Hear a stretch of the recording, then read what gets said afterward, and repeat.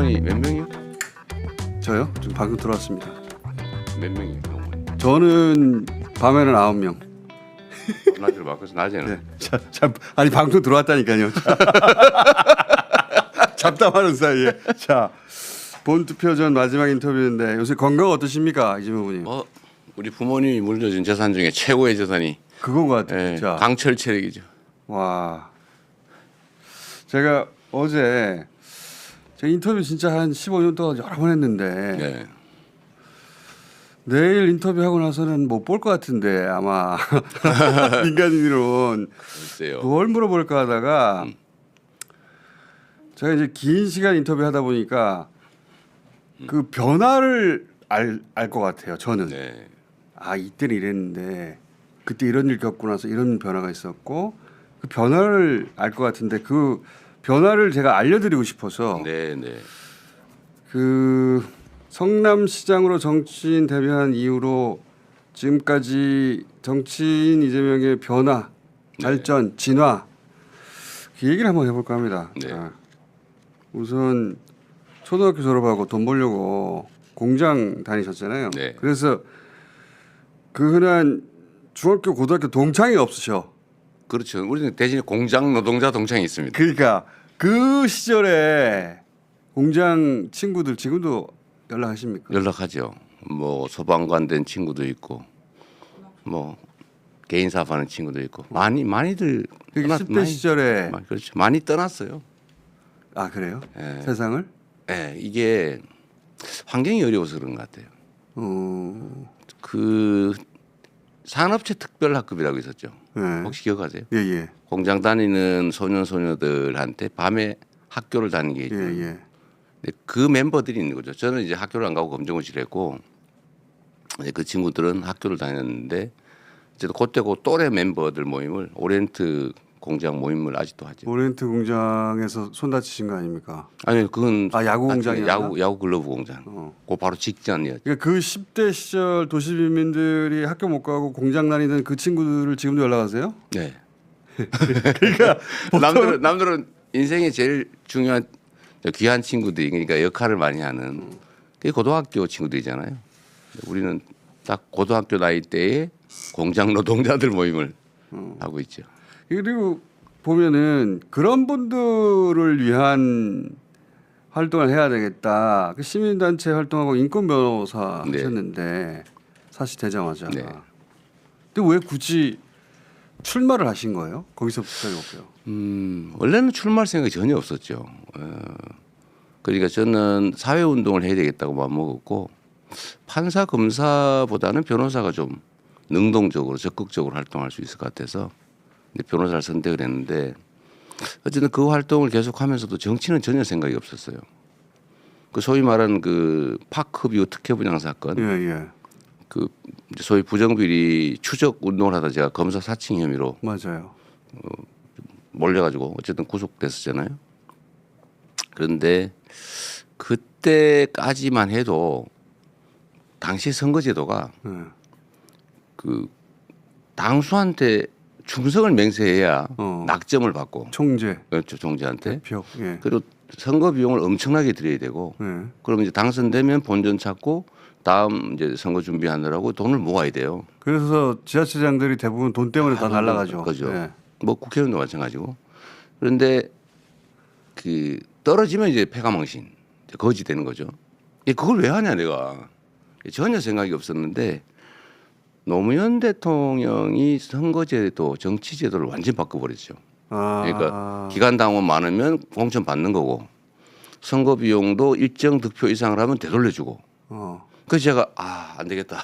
그래서 인생 확로를 바꿨죠. 그래서 저는 사실은 노무현 대통령의 영향을 꽤 받았는데 개인적인 인연이 있지는 않고 불안하잖아요. 24살, 5살짜리가 이제 세상 개업하려니까 판사 검사하면 솔직히 먹고 사는데 지장 없고 6개월만 하고 나와도 좋은데 정관 되는데 바로 변호사 기업을 하려니까 사실 되게 두려웠어요. 망설여지고 세상 끈도 없고 아는 사람도 없고 뭐 나이도 어리고 대부분 공장 친구들인데 친구 공장밖에 없는데 근데 그때 이제 노무현 대통령이 사법연수원에 강연을 오셔가지고 그랬어요? 네, 그러니까 우리 노동법 학회 근데 노동 개인 이재명은 몰랐는데 몰랐죠. 근데 그분이 해주는 말씀이 여러 가지가 있는데 딱 하나 저한테 꽂힌 게 있죠. 변호사는 굶지 않는다. 해보니까 뭐 굶지는 않더라. 그냥 과감하게 하고 싶은 일 해라. 그래서 아이 괜찮겠다 이래가지고 그때 개업을 24살, 25살 그때 그래서 노무현 대통령의 첫 대통령 그때는 아니었지만 그래도 변호사였죠. 선배 변호사의 변호사. 첫 영향을 받았고 굶지 않는다. 네. 하고 싶은 거 해라. 노무현 대통령도 변호사 시절 잘 나갔거든요. 돈 많이 벌고. 그러니까 뭐 등기도 하시고 그래가지고 다른 변호사들 싫어했죠. 그래서 노무현 대통령 첫 영향을 받았고 그래서 받았고 나중에 그러고 대통령 이제 개업을 됐는데 했는데 시민사회운동이야 열심히 했지만 정치 생각 전혀 없었는데 이 정치 제도를 바꿔가지고 충성서약 안 하고 돈 들지 않고 뜻대로 할 수 있는 세상이 열린 거예요. 그래서 제가 노무현 대통령이 열어준 길을 따라왔다고 하는 이유가 사실 그 얘기입니다. 시민단체에서 인권 변호사로 하고자 했던 일을 그러면 아예 제도를 바꿀 수 있으면 더 좋지. 그렇죠. 정치를 하면 훨씬 더 빨리 할 수 있다. 빨리 할 수 있다. 그리고 그 결정적인 계기는 이제 사실 오늘 아마 가게 될 텐데 시립의료원 만들자고 공공의료원 시립의료. 그렇지. 만들자고 했다가 근데 그거를 의회에서 47초 만에 폐기하고 막 지들 마음대로 하는 걸 보고 그때부터 제가 또 두 번째 전과가 생겼거든요. 거기서 항의했다고 특수공무집행 방해. 그러고 난 다음에 추배가 됐는데 제가 2004년 3월 28일 오후 5시에 교회 지하실에 숨어 있다가 기도실에 숨어 있다가 그때 같이 왔던 밥을 사가지고 몰래 왔던 우리 보건의료노조 활동하시는 그 형님하고 둘이서 끌안고 울다가 우리가 그냥 출마하자. 우리가 그냥 시장이 우리가 돼서 그냥 의료원 만들자라고 해가지고 시작한 게 정치였죠. 그렇게 항상 다 하고 쫓겨다니다가 언제나 그래요. 안 되겠다. 이 제도를 우리가 직접 만들어야 되겠다. 우리 손으로 하자. 그게 정치의 출발입니다. 자, 결국은 했어요. 그러니까 한 정도가 아니라 2010년에 지금 성남시장 당선되셨는데, 그렇죠. 그때는 떨어지고. 네, 한 번 떨어지고, 네. 그 총선도 한 번 떨어지셔서 보면 2008년에 이제 깍두기로 나간 거고, 근데 2010년에 당선돼서 2013년에 우리가 착공했죠. 그리고 되자마자 모라토리움 선언해가지고 언론에 꽤 보도가 됐죠. 당시 거의 뭐 성남시장. 죽을 지경으로 얻어맞았죠. 근데 그때 뉴스가 되긴 했지만 이재명 이름이 널리 알려진 건 아니었어요. 성남시장이 이상한 짓을 했어 이런 식으로. 정치적 자산이 생겼죠. 이제 대신에 엄청난 맷집이 필요했고요. 제가 그때 한두 달을 전국 언론으로부터 얻어맞고, 맞아요. 제가 그 다음부터는 제가 침묵 모드를 몇 달을 지켜가지고 겨우 숨만 붙어 살았습니다. 근데 제대로 알려진 건 전국구 정치인이 된 건 제 기억으로는 2016년에 박근혜 정부가 지방재정 개편하려고 할 때 그렇죠. 예. 그때 선봉에 서서 단식을 하셨어요. 무기한. 그러죠. 예. 그때 사진 같은 거 2016. 저 때도 젊었네요. 저 젊은 것 좀 보세요. 그새 많이 상하셨네. 네, 많이 저는 상했어요. 열흘 단식하고 난 뒤인데도 네, 진짜 많이 상했습니다. 그때 제가 하던 폭삭 늙었수다. 그게 폭삭 들고 쓰다 진짜. 저 때도 제가 인터뷰하던 시절인데 네, 그때 네. 파파이스 방송인가 달려오신 거 기억나십니까? 그렇죠. 네, 어. 네. 단식 한참 하다가도 달려왔어요 그때. 얼마나 체력이 좋은지. 그때 열하루밖에 못 버텼어요. 근데 열하루. 그 네. 광화문 현장이 너무 시끄럽고 그 밤에 잘라 그러면 땅이 울려가지고 잠을 잘 수가 없어요. 광화문 단식은 할 게 못 되더라고요. 근데 저 때까지만 하더라도 민주당 코어 지지층 정도만 알았어요. 그렇죠. 예.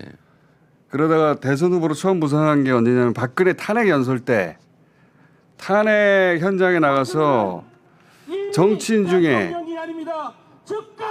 처음으로 네. 자진하야 탄핵을 주장했어요. 네. 다들 대통령 탄핵을 이렇게 울지 못하고 있을 때 네. 저 연설이 굉장히 화제가 됐고 그러면서 갤럽 조사에서 대선 후보군에 처음으로 잡힙니다. 이재명 1%. 근데 약간 저거는 네.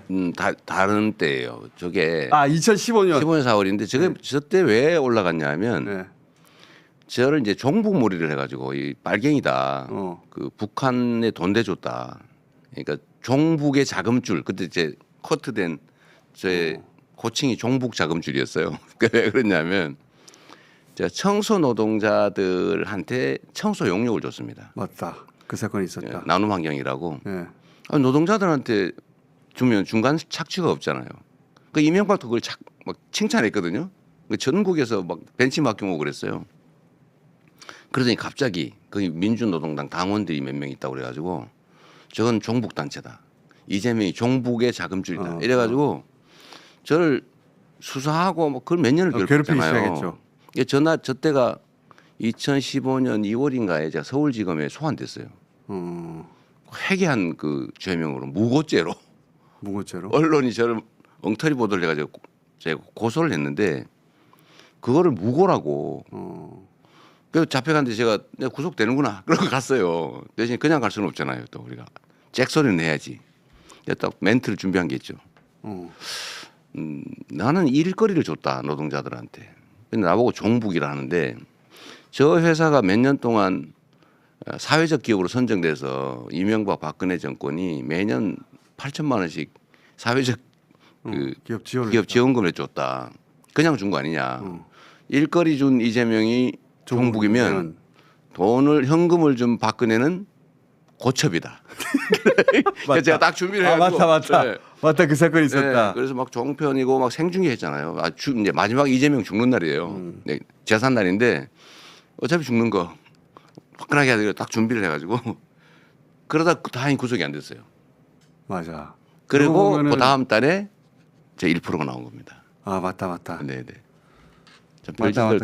기억납니다. 네, 그때도 죽을 뻔했죠. 근데 제가 이재명 후보님을 처음 알게 된 것은 2011년, 2년 그 정도예요. 그러니까 그 물론 별로 중요한 인물이 아닌가 나 기억이 안 나는데.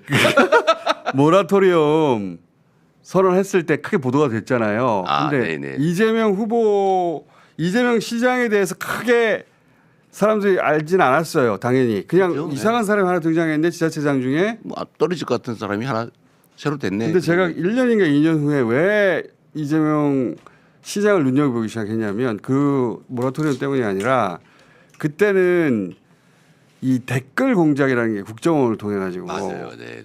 그 2010여 년 선거에서 잡히기도 했지만 네. 박근혜 정부가 들어서면서 댓글 팀이 맞아요. 계속 들어갔거든요. 맞습니다. 제가 그때 트위터 뭐 이런 걸 하면서 그 댓글 때문에 많이 싸웠죠. 근데 제가 왜 그 유시민 당시 성남시장을 주목했냐면 이 댓글 팀이 네. 이재명을 관리하는 거예요. 아 그랬어요? 네, 지금 제가 그 패턴상 발견을 했던 모양이군요. 처음 들은 이야기인데 제가 그때 댓글팀 찾아서 막 고발하고 막 폭로하고 그랬지 않습니까? 네. 그래서 그 팀을 계속 추적했는데 아니 지자체장에 불과한 이 사람을 왜 이렇게 관리하지? 좀 심하게 당했죠 그때도. 네. 국정원이 등장 초기부터 관리했던 인물이었어요. 그래서 저는 거꾸로 국정원 때문에 관심을 가진 겁니다. 처음에. 실제로 이 양반이 왜 관심 가지지? 국정원이 성남시에 나타난 게 2013년, 2012년 그리고 딱 드러난 게 2013년 말이에요. 그게 뭐냐면 그 논문 표절. 너무 제가 대학원을 다녔어요. 예, 맞아. 왜 대학원을 왜 다녔냐면 부패 연구를 하려고. 그래서 제가 논문 이름이 지방 정부의 부패 극복 방안 연구예요. 그래서 2년 6개월 공부하고 이제 논문도 썼는데 그게 이제 표절됐다. 그래서 최종 지금 결론은 이제 표절 아니다고 나긴 했는데 그걸 국정원이 그 소위 아이오라 그럽니까? 그 지역 담당이 가천대 그 부총장 대외 부총장을 찾아가서 그 논문을 달라 그래가지고 논문을 가져간 거예요. 그리고 그때 당시에 이게 표절이다. 그리고 막 온 동네 저를 이제 공격할 때인데 제가 너무 이상했어요. 왜 기초단체장에 불과한데 왜 이 신인 정치인을 국정원이 관리하지 댓글로? 그래서 제가 관심을 가졌다니까요. 뭐 나중에 초반부터 잘못될까봐 잘 관리해 주신 거죠. 우국 충정으로 저 친구 원나가면 안 되는데 그런 거 아니었을까요? 이재명 후보는 정치권에 첫 등장할 때부터 국정원이 관리했던 인물이라는 걸 제가 알게 됐어요. 그때. 네, 그때 실제로 아예 담당이 있었던 것 같습니다. 그리고 저희 형님도 그때 국정원에서 만나서 관리하고 어쨌든 그게 가족 불화의 한 원인이었어요. 그러면서 그 여러 번 네, 세상에 널리 알려지기 전에도 여러 번 정치인으로서의 싹이 잘릴 뻔했어요. 네, 그때부터 사실은 특별 관리를 받았던 것 같습니다. 여러 번 잘릴 뻔했고 여러 번 기사회생한 적이 있습니다. 그건 안 알려서 그렇지. 또 그리고 많아가지고 그건 뭐예요? 많아요. 그리고 이제 2017년 대선에 출마했다가 3등 하셨죠. 네, 그때는 뭐 왼쪽 윙 역할 하려고 나갔다가 예, 욕심이 생겨가지고. 욕심 생겨서 몸통 해보자고 마음 먹었다가 바로 그때 엄청난 첫 폭발을 쓰게 대선이었고 됐죠. 네. 광인 모드였죠. 처음에는 아니었어요. 좀 지나가면서 지나가면서 그렇죠. 지나가면서 그래서 그때 이제 일단 탈락 연설도 크게 화제가 되긴 했습니다. 탈락 연설. 네. 지금은 당장 발길을 되돌리지만 우리 탈락한 가슴속에 직후예요. 깊이 간직하고 있는 변화된 세상 속에서 모든 사람이 행복하게 살아가는 제대로 된 대동세상 공동체의 꿈은 결코 사라지지 않을 겁니다, 여러분. 생생하지 않습니까? 10년밖에 안 됐는데 진짜 젊으시네. 그리고 나서 광인 모드로 막 여기저기 들이받다가 대선 끝나고 나서 되돌아보니까 후회된다는 말을 하셨어요. 그거 잠깐 보실래요? 그 경선 그때 내가 좀 잘못했어. 후회된다. 후회되는 거 많죠. 아니 그러니까 이게 예. 이 경쟁인데 전쟁이 아니다. 제가 수없이 얘기했는데 어느 순간에 보니까 제가 전쟁을 하고 있더라고요. 그거 나중에 깨달으셨죠. 네.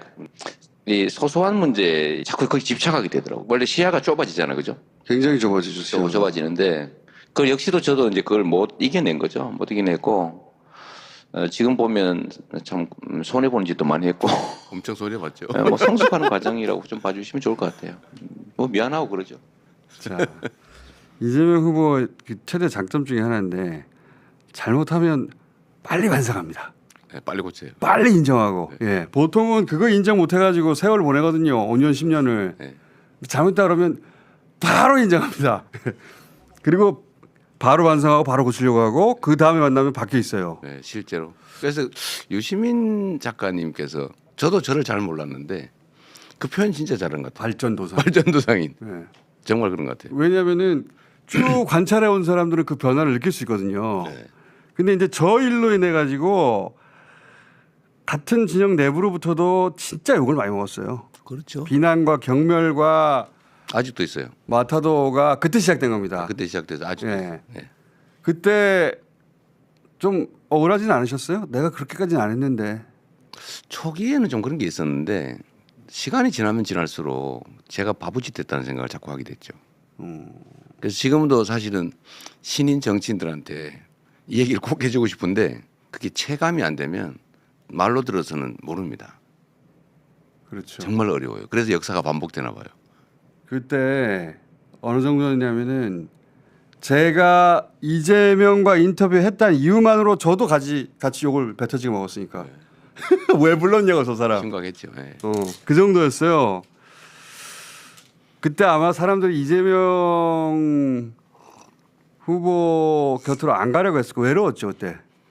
뭐 또 그런 또 반대가 있어요. 어떤 거냐면 이제 공격을 심하게 당하면 또 내부적으로 단단히 뭉쳐지는 게 있습니다. 근데 그게 이제 송가혁이잖아요. 선가요. 그래서 저는 그 나중에 선거 끝나고 해산했는데 엄청 힘들었어요. 그 해산할 때. 그게 이제 시끄러웠죠. 왜냐하면은 당내 견제도 물론 있었지만 차기의 싹을 자르려는 저쪽에 공작도 진작부터 있었어요. 그렇죠. 그게 오래 다 뒤섞여 있어서 그게. 이해관계가 다 일치한 거예요. 그러니까요. 예. 대동단결. 이쪽과 저쪽이 손을 네. 잡고 이재명은 자르려고 예. 이재명 제거에는 대동단결했죠. 그 시기가 꽤 길었어요. 그래서 이재명은 여기까지다. 그게 뭐 사실 지금도 계속되고 있었던 거죠. 그래서 검찰이 그 틈을 치고 들어갔고 그렇죠. 저는 정권을 불문하고 검찰에 당했으니까요. 그때도 굉장히 오랫동안 그 문재인 정부 때도 제가 4건을 기소당했잖아요. 그렇죠. 그거 터무니없는 거 기소당했거든요. 그때 특히 윤석열 검찰총장 들어가면서 아 이재명 이렇게 끝나나 그러죠. 싶을 정도로 계속 당하셨고 그때 민주당 코어 지지층도 아 이재명 이렇게 해서 끝난다라고 하는 게 대부분의 견해였어요. 저 빼고 뭐 저도 이제 산화 되는구나 그런 생각도 했는데 저 빼고 몇몇 소수 빼고는 아 이재명 여기까지다 끝났다. 그게 대체적으로 맞는 예측이었죠. 제가 그때 뭐 한참 문제 삼던 트위터 그 부인 계정 아니라고 했다가 저도 얼마나 욕을 먹었는지 좀 황당했죠, 그것도. 이재명 곁에 갈 수가 없었어요. 예. 완전히 싹을 죽이려고 했기 때문에 그때. 이재명 옆에 있다가 당한 사람이 있어요. 많죠. 많죠. 근데 이재명 옆에 있는 척 했다 당한 사람도 있어요. 그게 누구냐면 그 쌍방울입니다. 아 그렇구나. 우리 관계가 없잖아요. 그렇지. 근데 만나신 적도 없다면서요. 저기 관계 있는 척을 했던 것 같아요. 바로 이거 다 이래가지고 털어가지고 그게 지금 엉뚱하게 걸려버렸잖아요. 그게 대부송구까지 온 거예요. 만들어서. 그래서 그것까지 가게 된 거죠. 예. 그 중에서 경기도지사 경선 때 발언 가지고 이제 허위사실 공표로 검찰이 뭐라고 쳐가지고 1심 무죄 났는데 2심에서 300만이 떨어졌어요. 그러니까 황당하죠. 그것도 세 건이었는데 네. 그렇게 말하지는 않았지만 그렇게 들릴 수 있다. 맞아요. 그러니까 허위사실 공표다. 그래서 이번에도 비슷하게 지금 판결이 났어요. 비슷한 거죠. 예. 그렇게 말하는 일은 없다. 그러나 적어나면서 경기도지사 때입니다. 그렇죠. 적어나면서 아 이제는 이걸로 끝이다. 뭐또 끝나는 게 통상 예죠. 통상 예죠. 2심이 대법 가서 뒤집어지는 경우가 거의 없으니까. 그런데 왜냐하면 이제 대법 가서 확정되고 아 정치 인생이 끝나는구나 이재명은 그럴 줄 알았어 하는 사람 진짜 많았어요. 근데 다음에 전원 합의체가 무죄를 내네. 네. 근데 법이론적으로는 죄가 될 수 없는 거예요. 야 그때 와 이것은 기적적이다 그랬어요. 물론 고등법원 판결이 기적적으로 엉터리였던 겁니다. 그 이후에 벌어질 일에 비하면 아무것도 안 한 걸 그때 몰랐지. 그렇죠. 아 이제 끝이구나. 그때 기적인 줄 알았어요. 저게 기적인 줄 알았고 원래 인생에 반전이 그렇게 많았습니까? 뭐 이렇게 보면요 반전에 반전을 거듭하는 게 한두 개가 아니에요. 저도 제 인생을 반추해 보면 앞으로도 그럴 가능성이 많은데 그 벼랑에 외길을 걸어왔던 것 같아요. 항상 그랬어요 보니까. 그러니까 조금만 삐끗하면 툭 떨어지는 거죠. 떨어질 뻔하다가 또 매달려서 어떻게든 기어. 그게 한두 번이지. 그러니까 원래 삶이 그러니까 죽거나 살거나 둘 중에 하나였던 것 같아요. 하여튼 다행히 살아 있는 거죠. 그게 이제 한두 번은 그럴 수 있어요 누구나. 근데 제가 이제 그 첫 인터뷰할 때부터 지금까지 10년 넘게 쭉 되돌아보면 그때 고비 때마다 계속 인터뷰를 하거나 네, 만나거든요. 그렇죠. 예. 많이 도와주셨어요, 사실은. 이때 가는구나 싶을 때가 한두 번. 아 이제 이걸로 끝이구나 하는 데가 한두 번이 아니었어요. 실제로 그렇죠. 이게 저는 하여튼 뭐라 그럴까 거의 올로와 나신 같은 그러니까 절벽 끝에 그 벼랑길을 걸어서 왔는데 문제는 그게 매우 빠른 길이기도 하고 그 끝에는 좀 새로운 세계가 있어요. 매우 위험한 길인데 그 원래는 그 길을 가지 말아야 되거든요. 남들이 피하는 길을 걸어가는 거죠. 그러니까 본질적으로 있을 수밖에 없는 위험이에요. 감수하기로 원래 마음을 먹은 거죠. 그래서 저는 가끔씩 내가 왜 이러고 있지? 이럴 때가 있기는 합니다. 특히 본인은 그렇다 치고 이제 점점 그 체급이 커지면서 가족들 건드리기 시작하잖아요. 가족들을 괴롭힐 때는 나 이거 괜히 했나 그런 생각 안 하셨어요?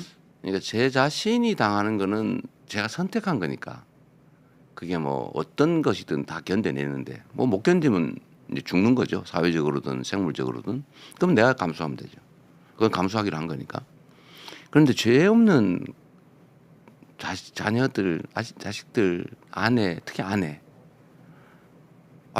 정말 저 믿고 아무것도 없이 저 때문에 이렇게 끌려 들어왔는데 거기를 그렇게 모욕하고 고통 주고 원래 동네 좀 나쁜 얘기로 건달 양 뭐라고 하잖아요. 양아치. 거기도 원래 가족은 건들지 않는다. 맞아요. 그리고 원래 검찰들도 그런 게 있었어요. 형제가 문제가 되면 그렇죠. 하나만 해요. 부부 중에 하나, 가족 중에 하나 이렇게 하는데 조국 교수 같은 경우는 사거리 그냥 도륙을 해버렸잖아요. 우리도 혹시 자식들 뒤지면 있겠어 해가지고 다 뒤졌거든요. 그런데 어쨌든 그 뭐 이런 표현 그렇지만 어쨌든 찾아내서 그냥 그것도 재수사를 몇 번인지 모릅니다. 네. 혹시 다른 거 없나 이래가지고 그러니까 정말 먼지 털듯이 쥐어짜고 털었는데 그 압수수색 저는 아무런 기록을 갖고 있잖아요. 습관적으로 기록하고 다 버려버립니다. 저도 그래요. 습관적으로 그 마음 알아요. 아무 메모가 아무것도 없어요. 저도 그래요. 집에 정기적으로 뒤져서 버립니다. 삶의 기록이 없어요. 그건 맞아. 그거는 그 삶 살아본 사람만 알지. 네. 저도 기록하지 않아요. 제 전화기에도 기록 잘 안 합니다. 몇 시 돼도 잘 안 써요. 언제든 압수수색 당할 네. 수 있다. 예. 그러니까 근데 실제로 부인이 엄청 당하는 거 특히 너무 부인이 다- 압수수색 당하고 막 법원 끌려다니고 기자들 앞에서 모욕당하고 그 괴롭잖아요, 진짜. 그건 정말 고통스러운 거예요.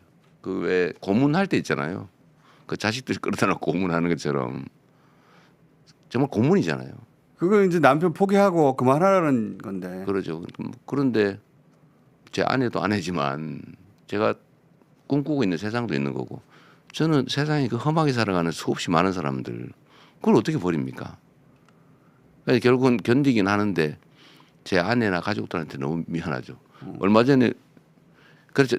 제 아들들이 취직을 못 하고 있어요. 꽤 어쨌든 공부도 하고 그랬는데 취직하면 언론들이 쫓아다녀가지고 가짜 보도를 해가지고 저번에 무슨 화천대유에 취직했다 이런 엉터리 보도 해가지고 바로 잘렸죠. 다른 데 다니고. 다른 회사인데 그게 얼마 전에는 영 먹고 살기 어려워서 어디 저 시골 가가지고 교습소 알바를 했어요. 거기를 쫓아가가지고 불법 취업을 했다고. 불법 취업을. 아니 교습소 주인이 불법을 했겠지. 알바한 사람이 뭐 불법을 합니까? 그냥 그 기사를 쓰는 바람에 또 잘렸어요. 제가 한번 인터뷰 해봐야 되겠다. 그만하세요. 놔두세요 제발. 우리 놔두는 게 제일 좋아.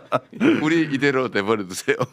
그때 기적적으로 살아났다고 했던 그 전원합의체 네. 파기 환송 이후에 지지율이 굉장히 떨어졌어요. 아 그랬나요? 네, 지지율을 한 자릿수까지 떨어졌는데 코로나가 터지자 본인 행정 능력으로 네. 신천지 교주 2만 원씩 진압하면서 2만 원씩 그때 부활하죠. 부활합니다. 그리고 그때 신천지는 이재명을 원수로 삼았겠죠. 그 후로 그 후과를 열심히 엄청 치르고 있는 것 같습니다. 그랬을 거예요. 그리고 대선 후보가 돼서 지난 대선 0.7% 차이 패배했는데 패배 확정됐을 때 무슨 생각하셨어요? 세상 사람들한테 미안했죠. 그러니까 저의 부족함 때문에 떨어진 거거든요. 원래 이게 마땅한 선거였어요. 그런데 어쨌든 가짜 뉴스들이긴 하지만 여튼 저로 인해서 생긴 일들이잖아요. 그것 때문에 결국 지고 말았고 저는 정말 윤 정부가 잘하기를 바랬습니다. 왜냐하면 그게 그 사람 성공을 바라는 게 아니고 정부가 실패한다고 하는 건 국민이 고통받는 것이거든요. 그래서 나는 내 역할 이걸로 일단 접고 잘하기를 바래서 제가 빨리 승복을 해준 거예요. 혼란 없게. 왜냐하면 0. 몇 % 이러면 막 재개표하자, 뭐 불복하자, 너네 그 가짜 뉴스, 너 허위 주장 때문에 당선됐으니까 선거 무효다. 원래 이렇게 가는 거잖아요. 근데 그거를 제가 여지를 없애버린 거예요. 깔끔하게 빨리 승복. 개표가 바뀔 수도 있는데 뭐 이론적으로 하면. 그래서 제가 빨리 정리를 해주고 그냥 열심히 해서 성공한 대통령 되시라. 그래야 이 나라도 이 국민들도 더 나아진다. 이제 진심으로 내가 그랬는데 그러면서 한편 걱정은 했죠. 진짜 그럴까? 그래서 제가 다시 또 당대표로 복귀를 했잖아요. 그때 한덕수 총리 임명을 우리 당이 안 해주려고 다 미루고 있었어요. 그래서 제가 한덕수 총리 임명을 제가 밀어붙였습니다. 그냥 해줘라. 일하겠다는데. 그리고 대법관도 계속 미루고 있었거든요. 그때 좀 문제 있다고 그래서 제가 그것도 일단 동의해 주자. 기회를 주자. 지금 말씀하시는 게 사실은 그 정치 리더들이 겨루다가 한쪽이 졌을 때 서로가 서로를 존중해서 그동안에 고소고발도 다 취하하고 네. 진 쪽에서는 이렇게 나오는 게 그게 이제 관례이기도 하고 원래 옛날에도 전쟁에 진 상대 장수는 그렇죠. 조롱하지 않고 참수를 하든지 깔끔하게 보내주는 거예요. 건들지 않았는데 해술래를 시킨. 근데 윤석열 정권은 그때부터 진짜 지옥을 선사했죠. 지옥을 줬죠. 예. 뭐 저 그때 압수수색 몇 번 당하셨어요 대체? 못 쉬어요. 너무 많아가지고. 저 400 몇 번까지 쉬다가 그만뒀어요. 제가 당 보고 기사 나는 것만 쉬어라. 기사 안 나는 것도 무지하게 많죠. 그때부터 지옥이 진짜 시작됐어요. 그 앞에도 보통 정치인은 그 짧은 시간에 겪지 않을 정도의 고난이 있었는데 진짜 지옥은 지난 3년간 그렇습니다. 그때 클라이막스였죠. 뭐 가족들 괴롭히는 것부터 시작해가지고 그리고 당내에서도 이참에 이재명이라고 하는 라이벌이 없어지면 좋으니까 그런 세력들이 네. 있었어요. 그래서 실제 검찰 손에 윤석열 손에 넘겨주려고 한 이들이 수십 명 됐죠. 그래서 체포동의안 통과된 거 아닙니까 그때? 그렇죠. 149표, 와. 첫 부 136표, 기권 6표, 저기 무효 두 번째죠, 저기. 4표로서 얘기죠. 가결되었음을 선포합니다. 저때 넘어간 민주당 의원들 누군지 아십니까? 근데 그 얘기 전에 예. 첫 그 동의안 표결 때 이미 사실 그 숫자는 드러났어요. 간당간당했어요. 예. 기권, 예. 무효, 예. 경고거든요. 그리고 실제 경고를 받았어요. 6월달에. 뭐라고 경고를 받았습니까? 이제 와서 하는 이야기인데. 10월쯤에는 무사하지 못할 거다. 아 알고 있습니다. 그러니까 본인을 위해서나 당을 위해서 관둬라. 그리고 그때가 언제냐면 그 이화영 부지사를 막 압박해가지고 아 가짜 증거 만들고 있을 때입니다. 어. 그러니까 이제 1차는 부동이 이제 부결됐는데 예. 그 숫자를 세보니까. 따져보면 대충 몇 명 나오는 게 30명. 예. 딱 나와 30명 가까이 나와요. 예, 30여 명 됐죠. 그리고 그걸 가지고 저한테 협박을 한 거죠. 이제 봤지? 이 정도 우리 숫자 있다. 야, 그만둬라. 그래서 뭐 9월 위기설 뭐 10월 어쩌고 막 했잖아요. 그리고 그때 정말 맞춰가지고. 그리고 2차 표결은 제가 버티니까 그냥 그렇게 못하겠다 내가. 뭐 이게 내 것도 아니고 내 개인 삶이라면 내가 포기할 수 있는데 이게 얼마나 많은 사람들이 관계된 일인데 이런 식으로 거래해서 접을 수는 없다. 그래서 감옥을 가더라도 그냥 고다 이렇게 해가지고 갔는데 결국은 그 딱 그 정도 숫자예요. 가결해서 제가 뻔냈죠. 저 띵동동 하시는 저 경호원분 그 소리 좀 줄여주세요. 방금 띵동띵동 배경 들린 거는 경호원들 폰이 울렸습니다. 근데 누군지는 아세요? 대충 알죠. 이게 또 그 반복되는 패턴인데 이재명을 죽이려는 사람들이 있어요. 근데 그 끝은 꼭 그들이 죽습니다. 맞아요. 이분들 거의 다 그랬어요. 이분들이 다 경선 탈락하고 당 나가고 그랬잖아요. 그러죠. 제가 가끔씩 그런 상상을 할 때가 있는데 왜 나한테 와서 들이받고 내가 때렸다고 주장하지? 이런 생각을 할 때가 많아요. 맞아. 가만히 있는데. 가만히 와서 들이받고는 그리고 나중에 보면 그 사람들 어디 갔지?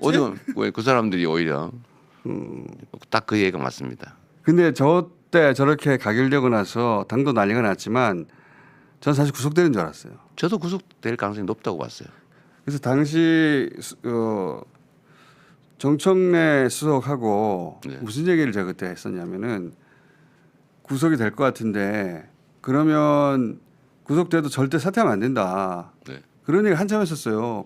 그러면서 뭐 구속된 채로 총선 치러야 된다. 막 그런 얘기 한참 했는데 다음날 새벽에 나왔어. 우리는 그 이전에 저는 원래 험한 삶을 살아서 그런지 모든 가능한 경우를 다 대비해요. 그러니까 A안, B 플랜, 다 C 플랜 이렇게까지. 이제 구속될 경우로 상정한 플랜도 다 만들었죠.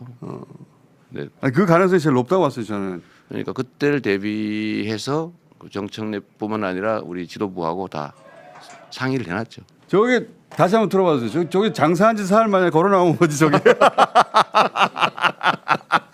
그래서 저거 보고 처음으로 야 불사신인가? 라는 표현을 처음으로 생각했고 근데 저게 끝인 줄 알았는데 그 다음에 가덕도가 있었죠. 와 이거 영상 한번 보셨어요 나중에? 저 보기 좀 어렵던데요. 그래도 한 번만 봅시다 네, 네. 다시. 너무 자. 끔찍하더라고요.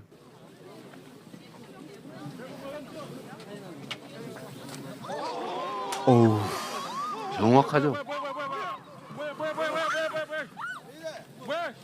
다른 각도도 있어요. 다른 각도 영상 있습니까? 와 저는 저거 가끔 사실 꺼내봐요. 아 그래요? 왜냐하면 저렇게까지 한다. 그건 그렇죠. 네. 본인은 안 꺼내보실 것 같은데 전 보기가 좀 어렵더라고요. 저도 퍽 소리가 나요. 퍽 소리에. 다른 영상 보면은 그때 여기 찔린 거예요. 이 깃이 안 걸렸으면은 돌아가셨어요. 네. 딱 1mm 차이였습니다. 그때 저 때도 정청래 최고하고 그때 갔다 그래가지고 전화했는데 그때 정청래 최고는 목에 칼이 깊이 찔린 것 같다. 그래서 제가 돌아가신 줄 알았어요. 아, 이거 저도 죽는 줄 알았습니다. 목 동맥을 찔렸을 수 있고 피가 많이 났다고 하니까 네. 그러면 야 돌아가시겠구나. 진짜로 그렇게 생각했어요. 제가. 저는 이제 처음 이렇게 저는 주먹으로 맞은 줄 알았어요 처음에는. 퍽하고. 네, 퍽이게. 근데 그래서 여기를 잡고 있는데 뜻한 게 자꾸 흘러 나오는 거예요. 아, 이 찔렸구나. 그래서 제가 누르면서 빨리 목을 눌러라. 이게 손상이 압력 때문에 커지잖아요. 그래서 무릎으로 누르고 있었거든요. 무릎으로. 네. 손으로 누르고 있길래 더 세게 누르라고. 그래서 이게 하늘을 쳐다보고 있는데 아 저게 마지막 하늘이구나. 그 내 안에 떠오르고 이렇게 뭐 지나간 필름처럼 좀 정말 지나가고 곧 이제 저기 잘 안 보이고 의식이 사라지겠지. 그런 생각하셨어요. 예, 그러고 근데 한참 있는데 계속 보이는 거예요. 이거 혹시 살 수 있는 거 아니야? 아 처음엔 이게 마지막 하늘이구나 생각하셨구나. 그렇죠, 예. 내가 그 얘기는 들었어요. 그 수행 왔던 분한테 그 내가 갈지 모르니까 그 아내한테 이 말을 전해달라고. 네. 그 얘기까지 들었는데 하늘이 계속 보이네. 아니, 파란 하늘이 계속 보이는 거예요. 그래서 혹시 살 수도 있는 거 아니야 이런 생각이 들어서 저 때 저는 돌아가신 줄 알았어요. 진짜로. 근데 이제 또 살아났어. 정말 1mm 차이였어요. 이게 정맥은 67%가 잘렸대요. 3분의 2가. 옆에 동맥이잖아요. 그 사이를 찔린 건데 열상이 아니고 자상인데 국정원이 열상 1cm. 그러니까요. 그래서 좀 사기를 친 거죠. 근데 어쨌든 그 1mm 차이로 그래 스치기만 해도 터져버렸거든요. 동맥은. 정말 죽고 사는 게. 하느님이 보호하사. 근데 그때 여러 차례 변하셨지만 전날 이후에 제일 많이 변하셨어요. 그렇죠. 제일 많이 변하셨고 그 전에 제가 이재명 후보님한테 받았던 인상들 여러 가지가 있지만 총명하다, 일처리 빠르고 판단력 혹은 뭐 에너제틱하고 체력 죽이네 뭐 이런 생각을 했었는데 그중에 어그레시브가 있었다고요. 당연히. 근데 전날 이후로 어느 순간부터 그게 사라진 거예요. 공격적이고 어그레시브하고 그렇죠. 그게 사라지고 왜 이렇게 관대해졌지? 왜 이렇게 담담해졌지 사람이? 나머지는 거의 비슷한데 이거는 오랫동안 인터뷰해야 알 수 있는 변화인데 주변에서 오랫동안 알던 분들이 그 얘기하죠. 그렇죠. 저도 스스로 느껴요. 관대해졌다. 관대해진 것일 수도 있고요. 그러니까 좀 초연해진 것 같아요. 모든 것들이. 윤석열 생각하면 아이고 안 됐네. 안 된 데까지. 실제로 안 됐잖아요. 안 됐잖아요 지금. 안 된 측면 있죠 인간적으로는. 예. 그 제가 그분 근데 생각을 그 사람이 나를 하니까 그렇게 괴롭혔던 걸 생각하면은 화나는데 예. 그거보다는 스스로 지옥을 만들어 놓고 그 지옥 안에서 저렇게 고통스러워하는구나. 그 불쌍한 중생이라는 말이 있잖아요. 참 안 됐다. 서로 잘하고 존중하고 그래서 돈 받고 그래서 국정을 잘하고 국민들한테 칭찬받고 그러면 본인도 행복하고. 이렇게 죽고 사는 게 한 끗 차이인데 그렇죠. 그걸 잘할 수 있잖아요. 그걸 겪다 보니까 그걸 안 하고 오로지 제거하겠다고 불교적으로 표현하면 집착을 해가지고 그 집착 때문에 자기가 고통받고 있는 거예요. 그래서 그게- 불쌍하다. 또 한편 생각하는 게 그냥 하는 소리가 아니라 진짜 그렇게 느끼시는 거죠. 그럼요. 그리고 이제 그걸 사람으로 보이지 않고요. 그 자연 현상으로 보여. 그냥 그 사람이 할 수 있는 게 이거밖에 없구나. 수사, 제거, 억압, 압박. 안 되면 술 먹고. 근데 술 예, 먹고. 화내고 막 일방적으로 하다 안 되면 막 분개, 격분하고 경노를 많이 하시잖아요. 참 안 됐다. 그냥 내가 겪을 수밖에 없는 자연 현상의 일부다. 높은 산, 깊은 강, 비바람. 그냥 그러니까 태풍 같은 그냥 견뎌내는 건 내 몫이고 저걸 내가 왜 태풍 불어? 왜 이리 강이 넓어 깊어? 그게 뭔 의미가 있냐? 그럴수록 내가 더 괴로운데. 그게 저 칼 사건 이후에 어느 순간부터 도달하신 거죠. 그 전에는 이런 생각이 있긴 했는데 일상화되지는 않았거든요. 네. 근데 저 일이 있고 난 다음에는 죽는 것도 뭐 사는 거와 뭔 차이가 있냐 그런 생각이 들더라고요. 저게 끝인 줄 알았더니 끝판왕에 나와서 계엄이 나왔어요. 그러니까 저는 그때 그러니까 그런 차이죠. 그 전 같으면 당황했을 것 같아요. 당황하고 두렵고. 근데 제가 그 질문 하려고 그랬는데 왜 계엄 터지자마자 지난번에 한번 여쭤봤는데 제일 먼저 생각난 게 방송한 거였잖아요. 광주. 노타임으로 네. 광주가 생각나고 대응 방법은 국민들밖에 없다. 그리고 가면 잡히는 거잖아요. 저거 가서 계엄 해제 안 되면 죽는 거죠. 그 계엄 해제 가능성 거의 없죠. 보통 우리가 아는 상식적으로는. 상식적으로. 아니 어떤 바보가 그걸 내려놓겠어요. 근데 저 바보 짓을 한 거예요. 하느니 보호하자. 당연히 저는 문 앞에 저를 체포하기 위해서 대기하고 안 되면 국회를 봉쇄하고 이미 군대가 다 에워싸고 또 아니더라도 밀고 들어오고 공포탄 쏘고 그러니까요. 그 포금탄 터뜨리고 잡혀간다. 잡혀가고 때려 부시고 예. 잡혀가고 당연히 고문은 기본인데 자백 받아야 되잖아요. 저 부정선거 했습니다. 그거 써야지 뭐. 솔직히 어떻게 해요. 그래서 내가 제일 무서운 게 저는 죽는 게 안 무섭거든요. 그렇게 되신 것 같아요. 예, 죽는 게 전혀 안 무서워요. 근데 전혀 안 무서운데 야구 방망이는 무섭더라고. 야구 방망이로 그래서 때리면 차라리 칼, 뭐 총 깔끔하게 그건 괜찮은데 야구 방망이는 진짜 머리 끔찍한 거예요. 너무 괴롭잖아요. 그걸 노사모니가 아는 겁니다. 사람을 압박하는 방법을 아는 거예요. 죽인다 이건 별로 큰 압박이 못 돼요. 한 방에 죽이면. 네, 그거는 그래서 그날은 저는 당연히 잡혀갈 가능성이 그냥 성공할 가능성보다 훨씬 높다고 봤고 그러다 감수해야 된다. 잡히면 돌아가셨지. 잡히면 다 가는 죽었죠. 거죠. 예. 근데 저는 정말 대단하다고 생각하는 게 저는 그렇다 치고 저는 야당의 대표고 책임자잖아요. 그 저는 뭐 겪을 거 산전수전 다 겪어서 이 두려움보다는 사명감이 사실 앞서고 죽으나 사나 거기서 거기다. 사실 사는 게 더 행복하지도 않고 죽는 것보다 더 낫다고 생각되지 않은 상태가 돼버렸으니까요. 너무 괴롭기도 하고. 그 지옥을 겪는 동안. 네, 지옥이니까 그 지옥에서 덜 괴로운 방법은 그냥 인정하는 거예요. 미워하지 않는 거예요. 미워하면 더 힘들어. 그래서 다 내려놨는데 다른 국회의원들은 아니잖아요. 그렇죠. 처음 겪는 사람들 계엄인데 그거 무서웠을 것 같아. 굉장히 무서웠다고 해요. 다들. 네. 그런데 안 할 수는 없잖아요. 그 그쵸. 사명감으로 담도 넘고 더 위대한 거는 우리 국민들이죠.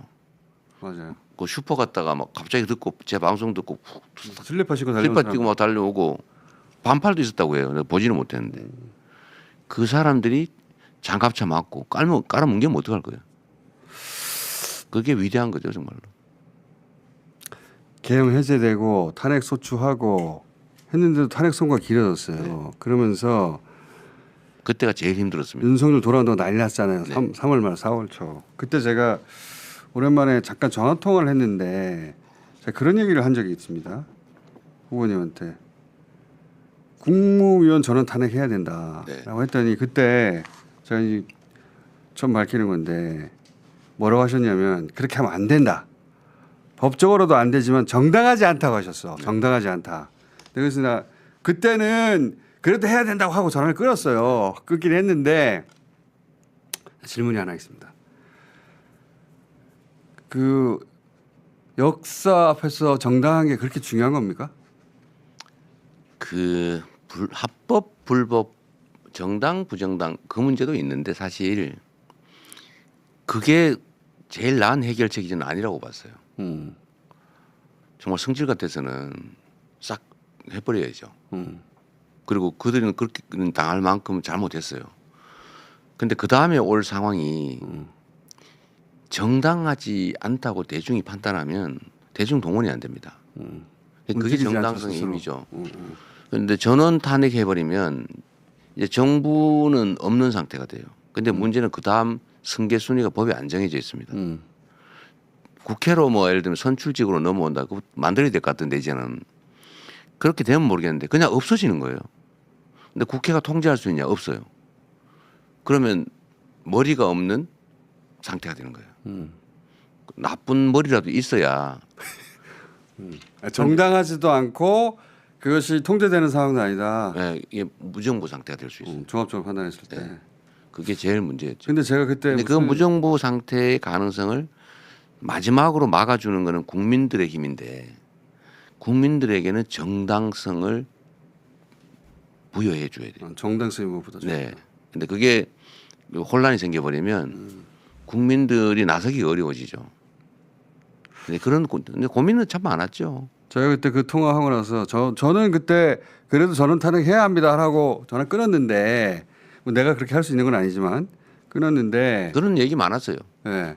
근데 제가 그 통화 이 얘기를 다시 왜 꺼내냐면 정당하지 않다는 표현을 쓰시고 나서 제가 그때 처음으로 이분이 대통령 될 준비가 끝났구나 생각을 했어요. 아, 그러셨어요? 예. 저는 그렇게 떠들어도 되거든요. 근데 대통령이 될 사람은 판단이 그렇게 달라야 되죠. 저는 그렇게 끝났구나. 그렇지. 대통령이 될 사람은 그렇게 판단해야 되지. 언제나 전체를. 음. 뭐 제가 뭘 한다는 게 아니고 언제나 전체를. 그때 그 생각을 했고 그 다 끝난 줄 알았더니 또 대법원이 파기환송을 제가 이 많은 과정 중에 제일 황당한 거였어요. 다른 것들은 어느 정도 예측을 했는데 이거 예측 못하셨죠? 이거 전혀 예측 못해. 대법원이 이렇게까지 노골적으로 대선에 개입하나? 자. 진짜 아무도 예측 못했어요. 저 일종의 특종일 수도 있는데 예. 그 얘기를 하면 대법원 쪽에 저한테 직접은 안 오지만 이 소통들이 일부잖아요. 예, 예. 사람 사는 세상에 이게 없을 수 없거든요. 제가 들은 바로는 빨리 정리해 주자였다고. 저도 비슷한 얘기 들었어요. 빨리 기각해 주자. 어. 깔끔하게. 그랬다고 해요. 저도 그런 얘기 들었어요. 그런데 어느 날 바뀌었대요. 갑자기. 조희대 대법관 네, 갑자기 바뀌었. 대법원장이. 그 과정은 뭐 말하기 그렇고 네. 갑자기 바뀌어서 저는 선고한다 그래서 고맙구나 이런 생각했다니까요. 아니, 빨리 해주는구나. 그 평론가들 저쪽 심지어는 모두가 다 보수 진영의 평론가들도 다 비슷하게 얘기했어요. 이게 지금 이 시국에 시국도 있는데 이 시점에. 판결 내용이 예. 그 주심 대법관이 무죄 판결한 판결이 있어요. 그 뺏겨서 쓴 게 고등법 판결이에요. 그러니까요. 그거 참석한 사람이. 그 똑같은 사람이 주심을 했는데 반대로 쓴 거예요. 야. 그리고 더 웃기는 거는 기각은 금방 할 수 있어요. 그래서 파기를 하려면 기록을 봐야 될 거 아니에요. 그렇죠. 바꿔야 되는데 왜 바꾸는지 이유가 있어야 되잖아요. 그 핑계를 예를 들면 그 법률 판단이라서 쉽다라고 주장을 했는데 사실관계를 바꿨어요. 바꿨죠. 이 우리 국민들께서 잘 이해를 못하실 수도 있는데 사실의 인정 문제, 사실은 이러하다. 근데 이게 법으로 이렇다. 이거 두 개가 나눠지는데 대법원은 법률 판단만 하게 돼 있어요. 그렇죠. 사실 판단은 고등법원까지만. 사실관계를 바꾸는 거는 특별한 사유가 있어야 되는데 그러려면 증거를 봐야 되잖아요. 그렇죠. 증거가 6만 쪽이에요. 그래서 그걸 이틀 동안 봤냐 뭐 얘기를 하는 겁니다. 안 봤대잖아요 지금. 예. 최종 결론은 안 봤다예요. 안 보고 판결을 한 거예요. 보고 싶어도 그 시간 내에 볼 수가 없죠. 불가능하죠. 예. 한 두 달 6만 걸려요. 페이지를 그 기록 복사도 안 했으니까 안 했어요. 볼 수 있는 기록이 없어요. 그래서 저는 저도 나름 법조인으로 먹고 산 지가 수십 년이잖아요. 그리고 정치도 꽤 오래 했고 정말 산전수전 다 겪었는데 이틀 만에 파기환송하는 거 보고 정말 황당무계했습니다. 이럴 수가 있나? 그러니까 저는 그때 그 사건을 보면서 무슨 생각이냐면 모든 기득권이 다 이재명을 죽이려 하는구나. 그 중에서 사법부의 대법원장이 저렇게까지 나서는구나. 와 진짜 대단하다 어떤 의미에서는. 근데 다 실패해. 아니 저는 여전히 사법부에 대한 신뢰가 있어요. 사법부는 한 명, 두 명이 하는 게 아니고 법관은 독립돼 있거든요. 이론적으로 실제로 상당 정도 독립돼 있어요.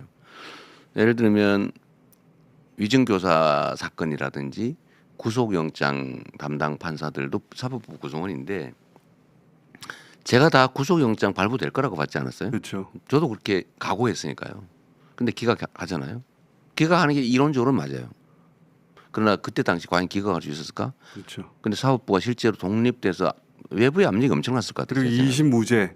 그때 다 유죄 나오는 줄 알았거든요. 네. 그것도 대단했죠. 그렇죠. 그거 진정한 그것도 독립이지.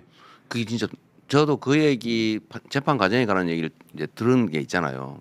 느낌이나 이런 것들을 정말 힘들었을 겁니다. 왜냐하면은 그분들이 평상시 진보적인 재판관이 아니에요. 아니었어요. 그래서 아마 믿고 맡긴 것 같은데 그분들이 어느 누구보다 꼼꼼하게 네. 완벽하게 이 사람은 왜 무죄인지를 입증하는 판결문을 썼단 대법원 말이에요. 판결을 그대로 뺏겨 쓴 거예요. 맞아요. 철저하게. 그냥 대충 한두 개 해서 무죄해도 되는데 모든 가능성에 대해서 모든 판례를 다 그러니까 해가지고 뒤집히지 말라고. 도저히 불가능한 뒤집기가. 그런데 이거를 법률 판단을 뒤집었을 뿐만 아니라 사실까지 뒤집었는데 그 증거를 보지 않고 사실을 뒤집은 사실상 이틀 만에 그 판결을 내요. 이틀 만에 한 거죠. 그러니까 말도 안 되는 말이 거지. 안 되죠. 그 제일 정도로 황당했어요. 그러니까 그 정도로 이재명을 죽이려 한 거예요. 근데 다 실패. 제가 얘기를 맞아 정하면 그래서 이걸 가지고 사법부 전체를 불신하는 것은 바람직하지 않아요. 이 집단으로서의 사법부는 나름의 집단 지성이 있습니다.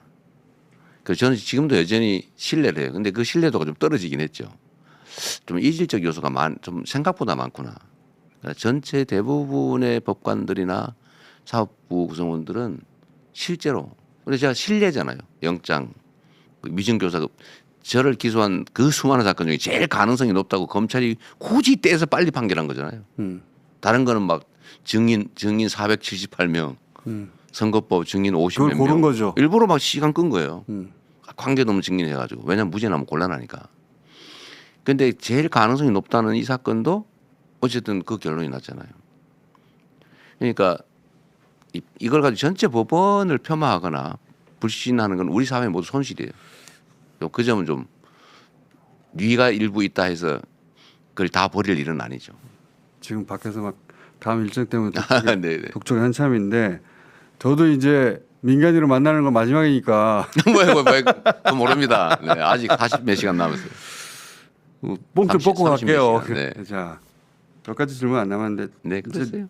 이제 남은 거는 진짜 이거 암살밖에 없는 거 아닌가? 그런 생각들을 여전히 하시는 분들이 있는데 뭐 저도 그렇게 생각하죠. 그죠? 그밖에 없는데 그 너무 집요해요. 방탄유리 바깥으로 제발 나오지 마세요. 저는 사실 말씀드렸잖아요.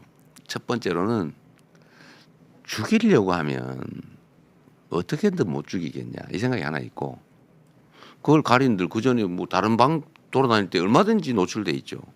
그래서 그 생각이 하나 있고 두 번째는 제 개인 인생으로 보면 뭐 죽으나 사나 거기서 거긴데 그래서 제가 막 나가 봤어요. 나가서 하다가 그 오신 청중들이 지지자분들이 연설을 안 들어요. 들어가! 당연하죠. 들어가! 그래가지고 전부 얼마나 소리를 불안한데요. 질러가지고 제가 한번 나갔다가 도로 들어왔어요. 얼마나 불안한데요. 본인이야 삶과 죽음이 사람의 손에 달린 게 아니구나. 네. 그런 경험을 무수히 하고 거기까지 갔지만 저희는 저희가 생각했던 도구로서 그렇죠. 이재명이 사라지면 어떡해요. 도구인데. 네, 맞아요. 절대 안 되죠. 오늘 7시에 마지막 유세라면서요. 여의도에서. 7시인가요? 어쨌든 여의도에서 마지막. 예. 그때 밖으로 나오지 마세요.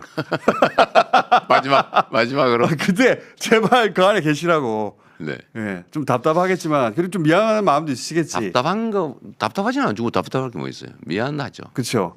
나를 만나러 왔는데 네, 그 안에 뒤에 있다는 게. 근데 밖에 나오면 저희가 너무 불안해요. 그런 것 같아요. 네, 나오지 마시고 제발. 아예 유세하지 말라는 것도 오늘 맞습니다. 저녁 때 거기 계시고. 마지막 질문인데 제가 뭐 그 신을 믿는 것도 아니고 운명론자도 아니긴 하는데 이 이재명 후보님의 오랫동안의 그 지금까지의 궤적을 이렇게 짚어보잖아요. 네. 진짜로 기적적으로 살아남았다. 그것도 한두 번이 아니다. 그러면서 무슨 생각을 하게 됐냐면 이렇게까지 살아남은 건 이유가 있지 않을까? 그런 생각 안 하세요? 나는 이런 뭘 하라고 살아남았나 보다 그런 생각. 저는 제 개인 인생사에 대해서는 예를 들면 뭐 재판이든 이런 거는 내용이 없기 때문에 사필 규정할 거. 제가 사필 규정이란 말 많이 하잖아요. 진인사 대천명 사필 규정. 진짜 사필 규정을 믿어요. 실제로 그대로 되어왔어요. 그럼 너무 상대가 공격을 무리했어요. 과유불급이죠. 그래서 오히려 그게 저한테 자산이 됐는데 저 개인적으로는 그냥 견딜만 하죠. 이런 일을 하라고 나를 살려둔 게 아닐까 그런 생각 안 해보셨어요? 그건 실체가 없기 때문에 그랬다고 저는 생각하고 예를 들면 이 목을 가해당한 거 이런 것들도 뭐 그들 입장에서 운이 나쁜 것 같은데 저는 작년 12월 3일 사건을 보면서 제가 그런 얘기했어요. 하느님이 보호하사 우리나라 만세 정말 신이 있는가 보다. 어떻게 그 계엄을 실패할 수 있냐고요. 그러니까요. 아니 그 다 우연이잖아요. 다 그중에 우연히 겹쳤는데 그중에 한 개만 삐끗했으면 그 성공했을 거란 말이에요. 그 또 한 가지는 계엄 해제 의결도 어쨌든 했지만 탄핵 의결을 할 때 맞아요. 어떻게 해요? 저는 그 될 때까지 한다. 이거 뭐 몇 달 갈지도 모른다. 지금 각오하고 매주 토요일 하겠다 이렇게 공언했잖아요. 한두 주 지났으면 안 됐을 겁니다. 그러니까요. 어쨌든 그것도 막 온 국민들이 막 몰려 나와서 압박하니까 된 거거든요. 예. 그리고 탄핵 심판 인용 문제도 제가 스트레스 제일 많이 받았을 때 그때입니다. 예. 다른 것들은 운명적이잖아요. 예를 들면 제가 계엄을 했는데 가서 해제하러 가다 잡혀서 죽는다. 그건 뭐 운명이죠. 피할 수 없는 거의 예정된. 근데 탄핵은 기각하면 안 되는 거잖아요. 안 되는 이론적으로든 현실적으로든 역사적으로든. 근데 기각될 수 있다는 생각이 어느 순간에 들기 시작했단 말이에요. 처음으로. 이거는 정말 숨막히는 일이었어요. 맞아요. 가장 스트레스 쌓이는.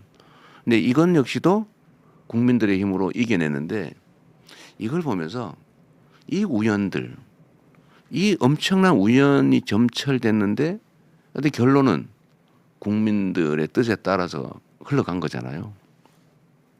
정말 하느님이 보호하신 것 같아요. 제가 애국가에서 부를 때마다 하느님이 보호하자 할 때도 그때잖아요. 진짜 이 나라는 하느님이 보호하사 돕는 나라구나. 만약에 하나님이 보호하신 게 맞다면은 도구를 이재명으로 선택한 거예요. 지금 보니까. 왜 대통령이 데려가십니까? 정말 저는 상식적인 세상 만들고 싶어요. 그냥 상식적이고 정상적이기만 해도 세상은 훨씬 살만해요. 그냥 제가 말씀드리는 거 규칙 어겨서 덕볼 수 없고 규칙 지켰다고 손해보지 않는 그냥 누구 말씀처럼 콩 심은 데 콩 나고 팥 심은 데 팥 나는 그냥 상식적인 사회. 그냥 법이 지켜지는 사회. 공정한 사회. 나머지는 각자 경쟁해서 뭐 역량 따라서 하는 건데 그 기본적인 판은 공정해야 되잖아요. 그냥 그런 상식적인 사회를 만들고 싶어요. 그래서 저보고 누가 진보 뭐 좌파 이런 소리는 저는 실제로는 거기에 이르지 못해요. 그냥 상식적인 우리가 만든 합의가 지켜지는 예측 가능한 사회. 네, 그 정도. 그 정도만으로도 충분히 지금보다는 훨씬 나은 세상을 만들 수 있죠. 손영공 때 사진하고 최근에 후보 된 이후의 사진하고 서로 만나서 껴안는 영상을 누가 하나 만들었더라고요. 제가 저거 봤는데 저 볼 때마다 갑자기 눈물 나요. 네, 정말 잘 만들었네요. 후보님이 언젠가 한번 어린 시절 손영공 이재명을 만나면 뭐라고 해주고 싶냐 누가 질문했는데 안아주고 싶다고 해서 이 영상을 누가 만들었더라고. 네, 어제 스픽스에서 좀 출장 인터뷰를 오셨던데 그 마지막에 갑자기 저 질문을 해가지고 사실 어머니 생각이 났죠. 저 껴안는 장면 있지 않습니까? 네. 저도 저거 보고 한참 왜냐면 저 소년공 사진 네. 하고 지금 좀 닮았네요. 그러고 보니까.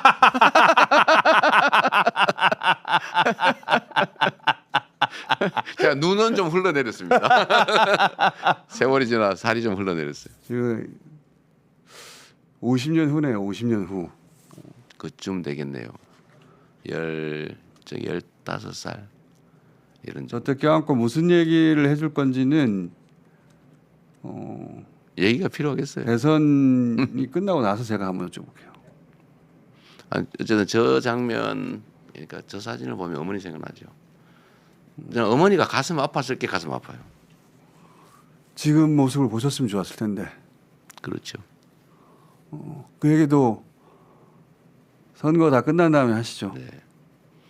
어쨌든 제 시장 출마하고 어쨌든 그 과정에 가장 고통받으셨죠. 어디로 들어가십니까? 근데 용산으로 가십니까? 아니 뭐 결과가 나온다면 저는 또 지금 그런 얘기하면 또 뭐 다 된 것처럼 이렇게 할 가능성이 있어서 알겠습니다. 그러나 일반적인 얘기를 하면 예.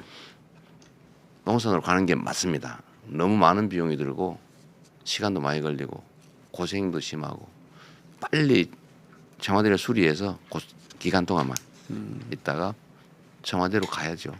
일단 용산을 돈 들여가지고 왜 그런 짓을 합니까? 보안도 안 되는데. 자, 그게 뭐 용산 용의 여의주 자리라면서요? 다 끝나고 언제쯤 다시 인터뷰를 하실 수 있을래나? 6월이 가기 전에는 한번 해주세요. 짧게라도. 결과가 어떻게 될지 모르지만 예. 뭐 인연이 끊어지게 하겠습니까? 그러니까요. 6월이 가기 전에 네. 연락하기도 굉장히 어려워지겠네. 떨어져서 하는 고통이 없었으면 좋겠네요. 그때는 제가 연락 안 하죠. 감사합니다. 연락 드리면 잘 된 거죠. 예. 그때 연락 드릴 때 연락 맞습니다. 야 생까지 마시고. 네, 감사합니다. 그때 다시 뵙겠습니다. 감사합니다. 네, 감사합니다. 네. 수고하셨습니다.